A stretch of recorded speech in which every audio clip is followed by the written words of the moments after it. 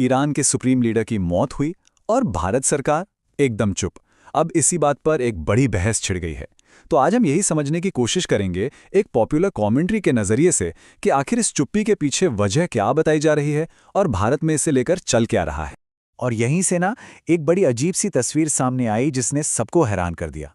सोचिए, एक तरफ ईरान में लोग अपने ही नेता की मौत का जश्न मना रहे हैं और दूसरी तरफ भारत में कुछ लोग मातम मना रहे हैं। मतलब ये हो क्या रहा है? चलिए इसी सवाल का जवाब ढूंढते हैं। अच्छा, तो सबसे पहले ये समझते हैं कि पूरी बहस है किस बारे में। देखिए, सवाल ये उठा कि ईरान के सुप्रीम लीडर का निधन हुआ और भारत के प्रधानमंत्री की तरफ से कोई ऑफिशियल स्टेटमेंट क्यों नहीं आया। बस इसी चुप्पी को लेके ना चारों तरफ बातें शुरू हो गईं। अब देखिए, आज की इस चुप्पी को समझने के लिए ना थोड़ा सा इतिहास में चलना पड़ेगा। जिस कमेंट्री की हम बात कर रहे हैं वो कहती है कि भारत और ईरान के रिश्ते उतने भी अच्छे नहीं रहे हैं जितना हमें लगता है। दोनों के बीच टेंशन का एक लंबा चौड़ा इतिहास रहा है और उसे समझे बिना आज की बात समझ नहीं आएगी। ये टाइमलाइन देखिए, बात शुरू होती है 1979 से, इस्लामिक क्रांति के ठीक बाद। तब ईरान ने कश्मीर मुद्दे पर पाकिस्तान का साइड ले लिया था। फिर 90s में उनके सुप्रीम लीडर ने कश्मीरी अलगाववादियों को अप्रेस्ड मुस्लिम्स तक कह दिया। बात यहीं नहीं रुकी। 2000 के दशक में जब भारत ने IAM में ईरान के न्यूक्लियर प्रोग्राम के खिलाफ वोट किया तो ईरान ने हमें नॉन ट्रस्टवर्दी यानी अविश्वसनीय का टैग दे दिया। और अभी हाल की ही तो बात है, 2019 में जब आर्टिकल 370 हटा तब भी ईरान ने भारत की आलोचना की थी। तो मतलब इस पूरे इतिहास को देखें तो तर्क ये निकल कर आता है कि ईरान ने हमेशा अपनी विचारधारा को, अपने धार्मिक एजेंडे को भारत के हितों से ऊपर ही रखा है। तो फिर एक सवाल मन में आता है ना, कि अगर रिश्ते इतने ही तनाव वाले थे तो फिर अभी कुछ ही टाइम पहले जब ईरान के राष्ट्रपति का निधन हुआ तब भारत ने शोक क्यों जताया? अब देखिए, इसका एक बहुत ही सीधा साधा डिप्लोमेटिक कारण बताया जा रहा है। और ये तर्क ना सच में काफी दिलचस्प है। देखिए, एनालिसिस ये कहता है कि मई 2024 में जब ईरानी प्रेसिडेंट की मौत हुई तो भारत ने ऑफिशियली शोक जताया। क्यों? क्योंकि वो देश के कॉन्स्टिट्यूशनल हेड थे, मतलब संवैधानिक प्रमुख, और ये एक डिप्लोमैटिक प्रोटोकॉल था। लेकिन सुप्रीम लीडर का पद एक धार्मिक पद है जिसके लिए ऐसी कोई डिप्लोमैटिक ऑब्लिगेशन यानी कूटनीतिक बाध्यता नहीं थी। तो मतलब साफ है, सरकार का फैसला पोस्ट पर आधारित था, इंसान पर नहीं। चलिए अब इस विश्लेषण के अगले हिस्से पर आते हैं जहां भारत में हुए कुछ पब्लिक रिएक्शंस पर सवाल उठाए गए हैं।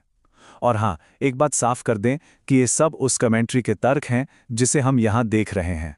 तो जो कमेंटेटर हैं वो अपनी बात को 3 पॉइंट्स में रखते हैं। पहला, दोहरी प्रतिक्रियाएं, मतलब ईरान और भारत में एकदम उल्टा माहौल। दूसरा, चयनात्मक आक्रोश, मतलब गुस्सा तो है लेकिन कुछ चुनिंदा लोगों पर ही। और तीसरा, दोहरे मानदंड, यानी कि एक विदेशी नेता के लिए इतना दुख लेकिन अपने ही देश की त्रासदियों पर चुप्पी। तो सबसे पहले बात करते हैं पहले पॉइंट की, रिएक्शंस में जमीन आसमान का फर्क।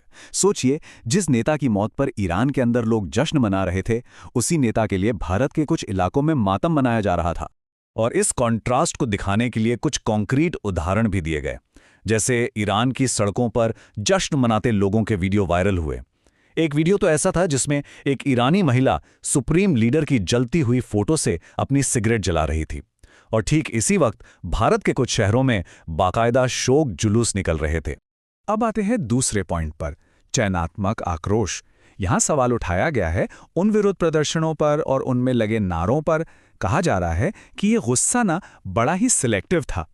देखिए, प्रदर्शनों में सारा गुस्सा अमेरिका और इजराइल के खिलाफ निकाला जा रहा था, लेकिन कमेंट्री ये सवाल पूछती है कि भाई सऊदी अरब, UAE, कतर और पाकिस्तान का नाम क्यों गोल था?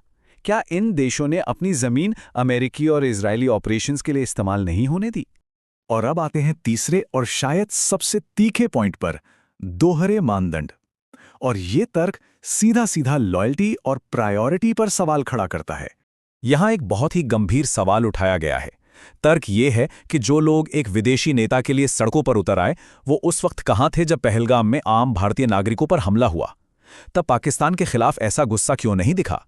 एक वायरल वीडियो का भी जिक्र किया गया है जिसमें एक प्रदर्शनकारी ईरान जाकर लड़ने की बात तो कर रहा है, लेकिन अपने ही देश के लोगों पर हुए हमले पर एकदम खामोश है। तो इस पूरे एनालिसिस के आखिर में एक बहुत ही चुभता हुआ प्रोवोकेटिव सवाल छोड़ा गया है जो पूरी बहस को एक लाइन में समेट देता है। और वो कहावत है, चाय से ज्यादा की इडली गरम। इसका मतलब सीधा सा है, क्या बाहर वाले उन लोगों से भी ज्यादा इमोशनल हो रहे हैं जिन पर इसका सीधा असर पड़ा है? ये एक ऐसा सवाल है जिसके साथ ये एनालिसिस हमें छोड़ जाता है सोचने के लिए।